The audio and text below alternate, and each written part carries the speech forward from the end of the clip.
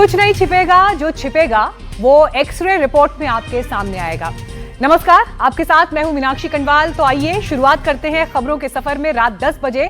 सबसे पहले आज जो विषय आपके सामने मैं एड्रेस करूंगी, बात होगी उस संत की जिन्होंने हिंदुस्तान से 8,500 किलोमीटर अफ्रीकी देश में सनातन का अलग जगाया, आदिवासी परिवार में पैदा हुए और हिंदुओं के सबसे बड़े संत बन गए। पहली रिपोर्ट में आपको क्वेसी एसएल के संत घनानंद बनने की एक प्रेरणादायक कहानी आज हम शो में बताएंगे। इसके अलावा बात आज प्रधानमंत्री मोदी के घाना दौरे के दूसरे दिन की भी होगी। पीएम मोदी ने घाना की संसद को संबोधित किया, दोनों देशों के बीच रिश्ते और मजबूत करने पर जोर दिया।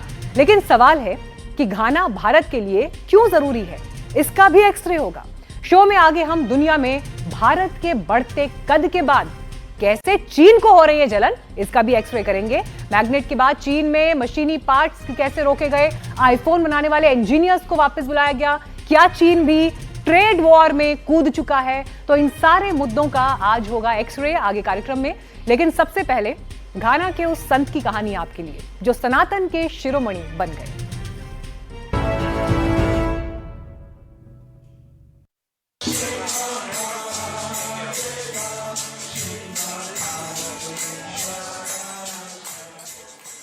अफ्रीका का वो संत कौन है जिसने घाना में सनातन धर्म का अलख जगाया? अफ्रीका के आदिवासी परिवार में पैदा हुआ वो शख्स कैसे महान हिंदू संत बना? अफ्रीकी मूल के पहले हिंदू संत की कैसी सनातनी शक्ति घाना में दिखती है? भारत से 8,666 किलोमीटर दूर अफ्रीकी देश घाना में सनातन का कैसा अलौकिक और दिव्य संसार दिखता है। अफ्रीकी देश घाना की धरा पर बना पवित्र हिंदू मंदिर में भजन कीर्तन में लीन भक्त, ढोल और मजीरा की धुन पर होता दिव्य मंत्रोच्चारण, हरे राम हरे कृष्णा का अलौकिक जप। मंदिर में हिंदू देवी देवताओं की विधिवत पूजा अर्चना हो रही है, राम नाम का गुणगान हो रहा है। राम भक्त हनुमान के नाम का जाप हो रहा है।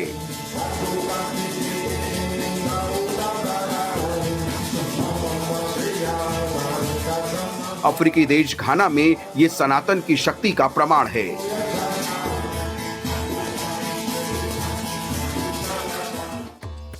घाना में सनातन की ये धर्म ध्वजा अफ्रीकी मूल के संत स्वामी घनानंद ने फहराई है।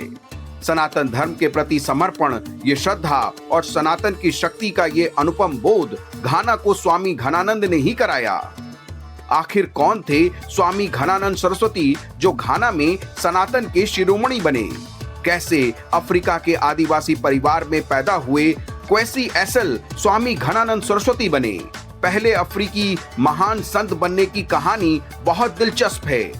घाना के सेंट्रल रीजन के गांव बेराकू में क्वेसी एसएल का जन्म अफ्रीकी परिवार में हुआ। क्वेसी का परिवार घनाई धर्म को मानता था। बाद में क्वेसी के माता पिता ने ईसाई धर्म अपना लिया। क्वेसी के परिवार का धार्मिक परिवर्तन उनके बचपन में हुआ, जिसकी वजह से उनकी शुरुआत पढ़ाई और परवरिश ईसाई धर्म के असर में हुई। क्वेसी एसएल बचपन से ही विश्व के रहस्यों और विभिन्न धर्मों के प्रति जिज्ञासु थे। उन्होंने बेहद कम उम्र में ही विभिन्न धार्मिक ग्रंथों का अध्ययन शुरू किया, जिसमें बाइबल, कुरान और बाद में हिंदू धर्म के ग्रंथ भी शामिल थे।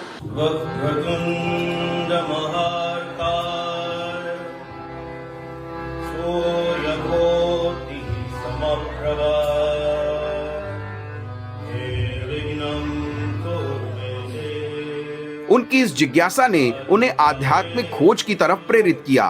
ये वो दौर था जब क्वेसी हिंदू धर्म के दर्शन और परंपराओं की तरफ आकर्षित होने लगे थे।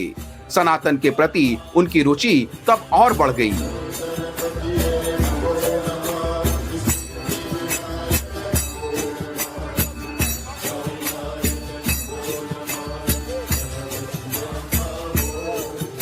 1962 में 25 साल की उम्र में क्वेसी एसएल घाना की राजधानी अकरा चले गए और यहाँ उन्होंने डिवाइन मिस्टिक पाथ सोसाइटी की स्थापना की।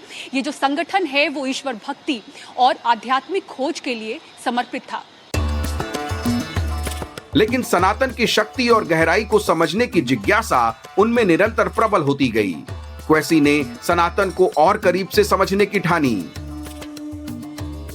70 का दशक था। 33 साल के क्वेसी एक्सेल ऋषिकेश आए, वो ऋषिकेश जो हिंदू धर्म और योग का अहम केंद्र है। वहां क्वेसी की मुलाकात स्वामी कृष्णानंद सरस्वती से हुई, जो एक प्रसिद्ध साधु और आध्यात्मिक गुरु थे। वो स्वामी कृष्णानंद ही थे जिन्होंने क्वेसी को हिंदू धर्म की गहरी शिक्षा दी और सन्यास की दीक्षा लेने के लिए तैयार किया। साल 1975 में स्वामी कृष्णानंद ने क्वेसी को सन्यासी दीक्षा दी थी। उनके घाना का होने की वजह से स्वामी घनानंद सरस्वती नाम दिया। ये दीक्षा उनके जीवन का एक महत्वपूर्ण मोड़ थी। स्वामी घनानंद सरस्वती पहले अफ्रीकी मूल के व्यक्ति थे जिन्होंने हिंदू सन्यासी के रूप में दीक्षित किया गया। दीक्षा के बाद स्वामी कृष्णानंद ने उन्हें घाना में हिंदू धर्म के प्रचार प्रसार का दायित्व सौंपा था। स्वामी घनानंद ने इस काम को शिद्दत से किया।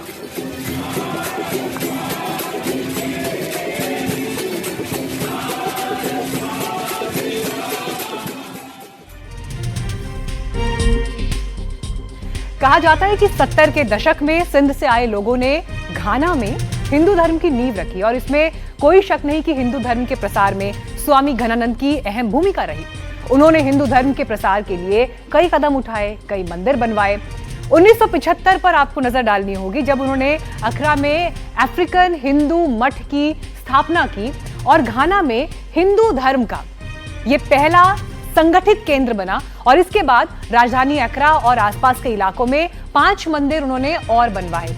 यहाँ पर भगवान शिव, मां पार्वती, गणेश, राम और कृष्ण की पूजा होती रही। पिछले 50 सालों से गणेश चतुर्थी पर गणपति की प्रतिमाएं सजती हैं और फिर जैसे महाराष्ट्र में आप देखते हैं उसी तरह से विसर्जन भी वहां पर हो रहा है। और इसका असर देखिए ये हुआ कि घाना में हिंदू धर्म अपनाने वालों की संख्या लगातार बढ़ती रही। 2021 तक वहां करीब 30,000 हिंदू थे, जिनमें से करीब 10,000 स्वदेशी अफ्रीकी थे। घाना में सत्य साई संगठन, आनंद मार्ग और ब्रह्म कुमारी भी हिंदू धर्म के प्रचार प्रसार में योगदान देते रहे हैं। तो ये एक पूरी तस्वीर हमने आपको वहां पर हिंदू धर्म के भी जो जर्नी यात्रा रही है उसकी दिखाई। साल 2016 में स्वामी घनानंद का निधन हो गया, लेकिन घाना में सनातन की पताका अब भी फहरा रही है। घाना में शादी से लेकर मृत्यु तक में भारतीय परंपराओं की झलक दिखाई देती है और इस पर हमारी ये खास रिपोर्ट देखिए। कहते हैं जोड़ियां ऊपर से बनकर आती हैं, धरती पर बस विधान का निर्वाह होता है। भारत हो या घाना, दोनों देशों में सनातन के अलावा कई समानताएं हैं। इनमें से एक स्त्री धन भी है जिसे घाना में ब्राइड प्राइस कहा जाता है।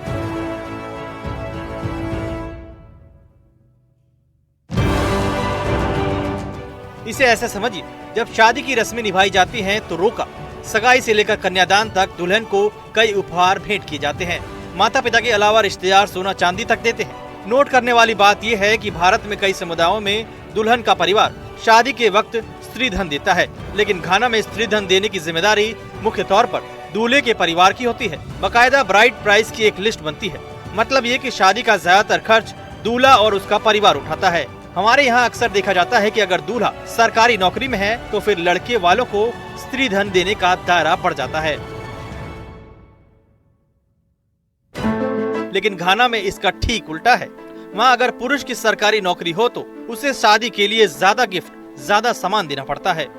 भारत की सनातन संस्कृति में इस बात का कहीं जिक्र नहीं है कि स्त्री धन लड़की के परिवार को देना होगा। यही कारण है कि भारत के अलग अलग राज्यों में दहेज प्रथा और स्त्री धन को लेकर अलग अलग मान्यताएं हैं।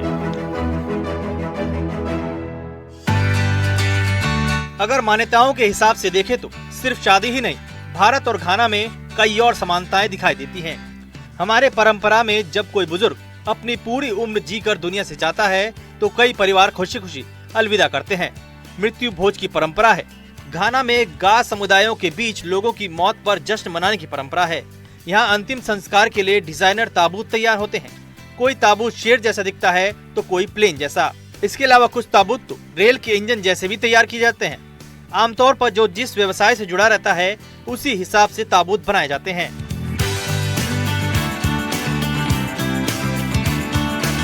ये नीले रंग की बड़ी केतली एक ताबूत है।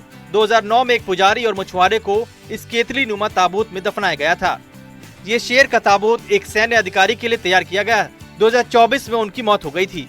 2019 में एक अनानास बेचने वाले को अनानास जैसी आकृति वाले ताबूत में ले जाया गया। 2015 में घाना के सेंट्रल रीजन में एक ड्राइवर को उसके ट्रक की तरह दिखने वाले ताबूत में दफनाया गया था। स्थानीय भाषा में ताबूतों को अबेबू अडेकाई कहा जाता है। 1950 के दशक में पहला ताबूत एक आदिवासी नेता के लिए बनाया गया था। घाना में अंतिम संस्कार का जश्न इसलिए भी मनाया जाता है क्योंकि परंपरा के मुताबिक लोगों का मानना है कि इंसान की मौत पुनर्जन्म की शुरुआत होती है, इसलिए दुनिया छोड़ने वाले को शानदार विदाई देनी चाहिए।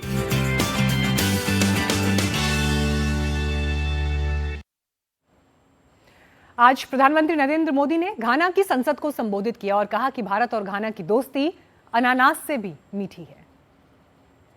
तो प्रधानमंत्री जब संसद में थे तो वहां कुछ सांसद भारतीय वेशभूषा में भी नजर आए। स्पीकर ने खासतौर पर इस बात का जिक्र किया। प्रधानमंत्री ने भी जेस्चर स्वीकार किया। हालांकि इन सारी बातों से अलग चर्चा इस बात की भी थी, यह है कि घाना भारत के लिए क्यों जरूरी है, कितना जरूरी है। प्रधानमंत्री की घाना यात्रा का उद्देश्य क्या था, यह समझने से पहले दोनों देशों के व्यापारिक रिश्तों की बात करना भी बहुत जरूरी है। भारत और घाना के बीच 24,000 करोड़ का बिजनेस होता है। इसमें भारत 13,000 करोड़ का एक्सपोर्ट करता है, जिसमें दवाइयां हैं, कृषि उपकरण, गाड़ियां, प्लास्टिक, स्टील, अनाज और कपड़ा शामिल है। जबकि इंपोर्ट की अगर बात करें तो भारत 11,000 करोड़ का सामान वहां से मंगाता है।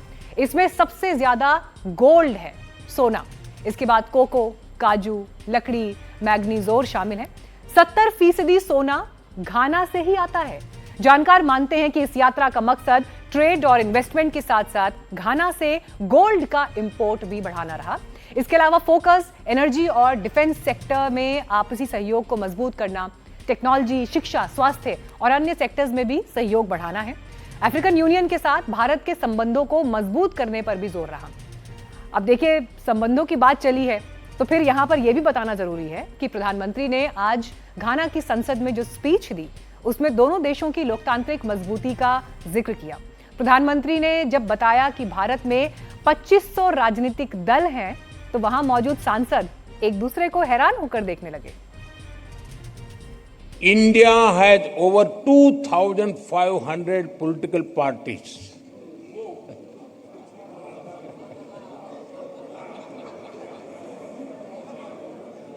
I repeat,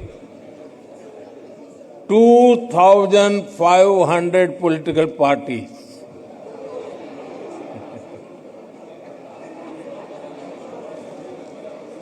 India is the mother of democracy. हमारे लिए लोकतंत्र एक सिस्टम नहीं बल्कि संस्कार है। हजारों वर्षों से लोकतंत्र ने भारतीय समाज को निरंतर गति दी है। For us democracy is not merely a system, it is a part of our fundamental values. तो देखिए, घाना को आपने विश्व के नक्शे पर कई बार देखा होगा, लेकिन एक्सरे रिपोर्ट में जो एक्सरे आज हमने आपके सामने रखा है, आई एम श्योर ये खबर आपको कहीं और इस अंदाज में नहीं दिखी होगी। इसलिए एक्सरे रिपोर्ट रोज 10 बजे जरूर जुड़िएगा हमारे साथ। एक ब्रेक के लिए मैं यहां रुक रही हूं, लेकिन ब्रेक के बाद भारत और चीन के रिश्तों पर बात होगी। ट्रेड वॉर को लेकर क्या पिक्चर उभर रही है, इसका पूरा एक्सरे होगा इस ब्रेक के बाद।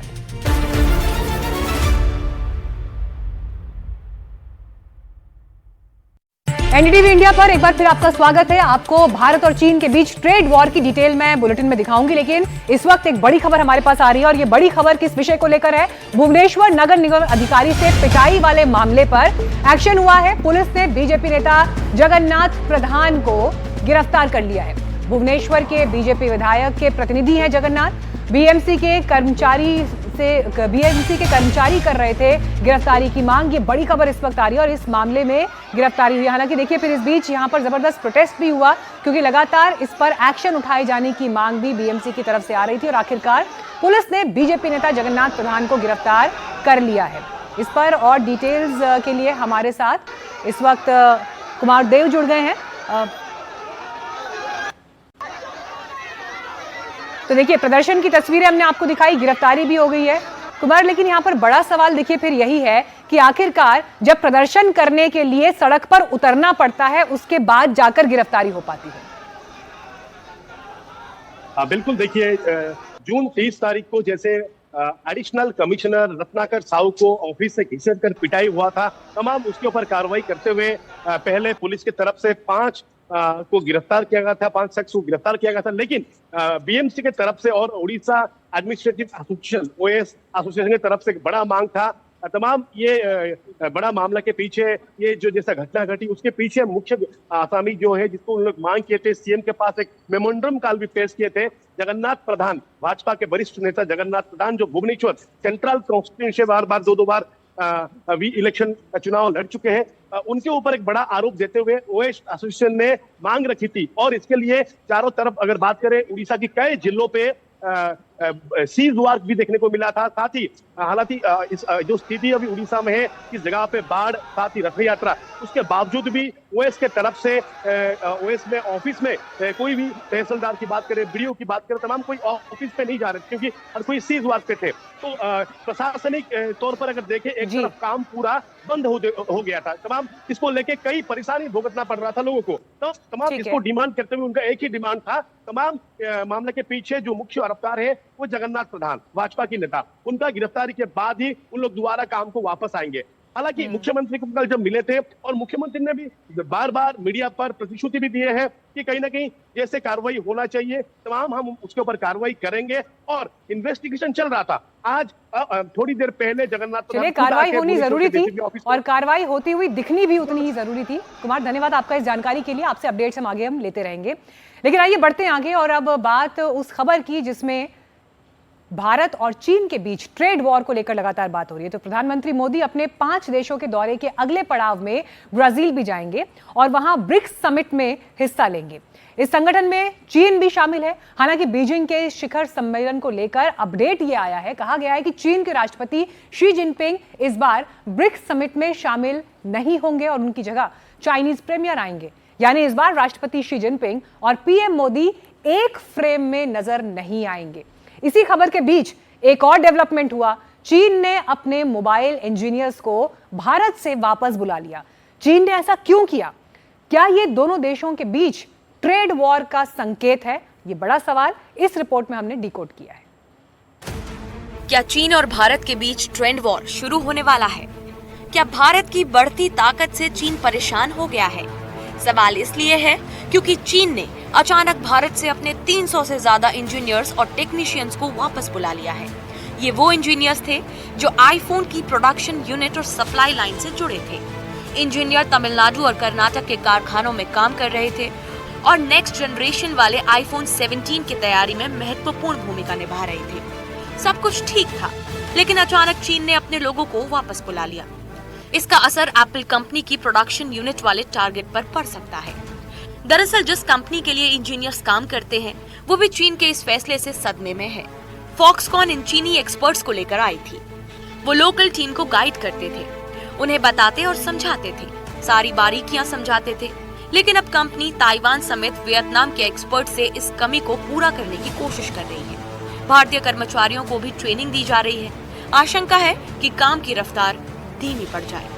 सवाल है कि चीन ने यह कदम क्यों उठाया? एक्सपर्ट्स को लगता है कि भारत जिस तरह से मैन्युफैक्चरिंग सेंटर में आगे बढ़ रहा है उससे चीन बेचैन हो रहा है। इस तरह की सोच भी है कि चीन नहीं चाहता कि भारत तकनीकी रूप से आगे बढ़े।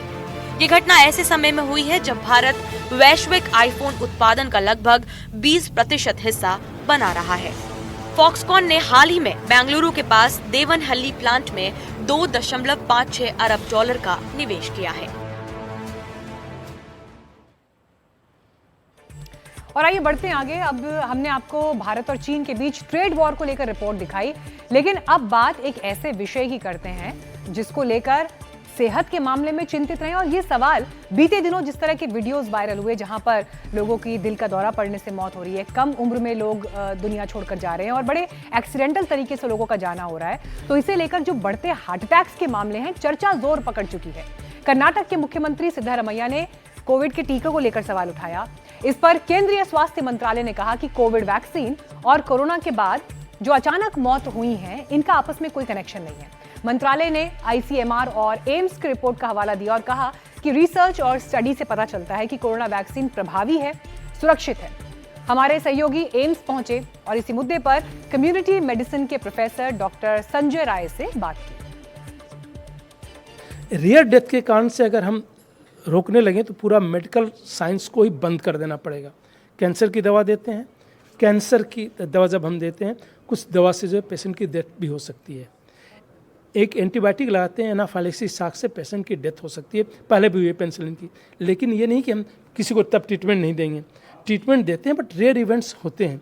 तो रेयर इवेंट्स कभी भी हो सकते हैं। जो सडन कार्डियक डेथ्स हो रही हैं उसमें इसका रोल हो सकता है। जो आईसीएमआर की पेपर है उसमें तो उन्होंने कहा कि कोई रोल नहीं है, बट वो रेयर अगर है तो हमें उस इंटरवेंशन को लेकर इतनी चर्चा करने की कोई ज़रूरत नहीं होनी चाहिए।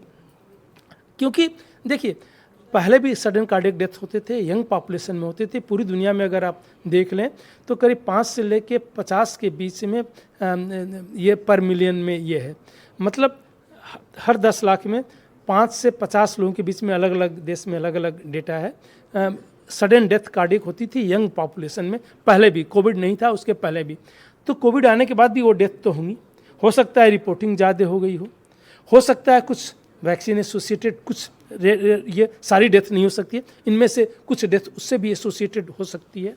कुछ जो है कोविड से भी रिलेटेड, क्योंकि कोविड भी ये काज करता है, अभी कोविड गया नहीं है, कुछ कोविड के कारण से भी सडन डेथ हो सकती है। सो उसके मल्टीपल काज हो सकते हैं। हमें सिर्फ ये देखना चाहिए कि क्या जो हमने इंटरवेंशन किया, जो इसकी रोकथाम की व्यवस्था की, वह क्या सही था या गलत था। उस समय के एविडेंस की बेसिस पे कहा जाए तो बहुत ही जो है सही निर्णय था कि जल्दी से जल्दी सबको वैक्सीनेट किया जाए। और इसलिए जो है जो ग्रुप ज़्यादा रिस्क पे था उसको पहले वैक्सीन दिया गया। तो उम्मीद करते हैं कि इस कॉन्वर्सेशन में कम से कम जो आपके मन में सवाल रहे होंगे, जो एक्सीडेंटल डेथ्स हो रही हैं और दवाई के इम्पैक्ट को लेकर, काफ़ी हद तक उन डाउट्स को क्लियर किया होगा। अब बात नेशनल हेराल्ड केस की, जिसमें कांग्रेस नेता सोनिया गांधी और राहुल गांधी को आरोपी बनाया गया। दिल्ली की एक अदालत में इस मामले में दायर चार्जशीट पर आज हुई सुनवाई में ईडी ने आरोप लगाया कि कांग्रेस ने नेशनल हेराल्ड अखबार छापने वाली कंपनी एसोसिएटेड जर्नल्स लिमिटेड की 2000 करोड़ की संपत्ति को हड़पने के लिए यंग इंडियन कंपनी का गठन किया। चार्जशीट पर संज्ञान लेने से जुड़े प्रवर्तन निदेशालय की जिरह आज खत्म हो गई। अब कल गांधी परिवार की तरफ से वकील इस मामले में अपनी दलील रखेंगे। यह पूरा मामला क्या है, इस पर विस्तार से जानकारी दे रहे हैं हमारे सहयोगी सुशील बहुगुणा। शुक्रिया मीनाक्षी। नेशनल हेराल्ड केस फिर सुर्खियों में है। इस मामले में सोनिया गांधी, राहुल गांधी और कुछ अन्य कांग्रेस नेताओं को प्रवर्तन निदेशालय ने क्यों कटघरे में खड़ा किया, ये सब जानना चाहते हैं। इस पर सिलसिलेवार बात करने से पहले नेशनल हेराल्ड के बारे में जानना जरूरी है। जिसने भी भारत के स्वतंत्रता संग्राम का इतिहास पढ़ा होगा वो इस अखबार से परिचित जरूर होगा। नेशनल हेराल्ड अंग्रेजी का एक अखबार था जिसे 1938 में पंडित जवाहरलाल नेहरू ने शुरू किया था। इस अखबार को प्रकाशित करने वाली कंपनी का नाम था एसोसिएटेड जर्नल्स लिमिटेड यानी एजेएल, जिसकी स्थापना 1937 में हुई थी। इस कंपनी में जवाहरलाल नेहरू समेत 5000 स्वतंत्रता सेनानी शेयर होल्डर थे। ये कंपनी 2 और अखबार प्रकाशित करती थी, हिंदी में नवजीवन और उर्दू में कौमी आवाज। ये सभी बहुत ही प्रतिष्ठित अखबार थे। आज़ादी की लड़ाई के दौरान नेशनल हेराल्ड एक राष्ट्रवादी अखबार के तौर पर स्थापित हुआ, जिस पर ब्रिटिश सरकार ने 1942 में पाबंदी भी लगाई और उसे बंद करा दिया। लेकिन 3 साल बाद ये फिर शुरू हो गया। आज़ादी के बाद यह अखबार कांग्रेस के मुखपत्र की तरह काम करता रहा और कई बड़े बड़े पत्रकारों ने इसमें काम किया। इसकी बड़ी प्रतिष्ठा रही। 2010 तक इस कंपनी के 5000 में से सिर्फ 1057 शेयर होल्डर ही रह गए थे। लेकिन देश की आज़ादी के साथ इतने करीब से जुड़ा यह अखबार समय के साथ साथ मुनाफे की दौड़ से बाहर होता गया। 2008 में वित्तीय कारणों से नेशनल हेराल्ड और बाकी दोनों अखबार कौमी आवाज और नवजीवन बंद कर दिए गए।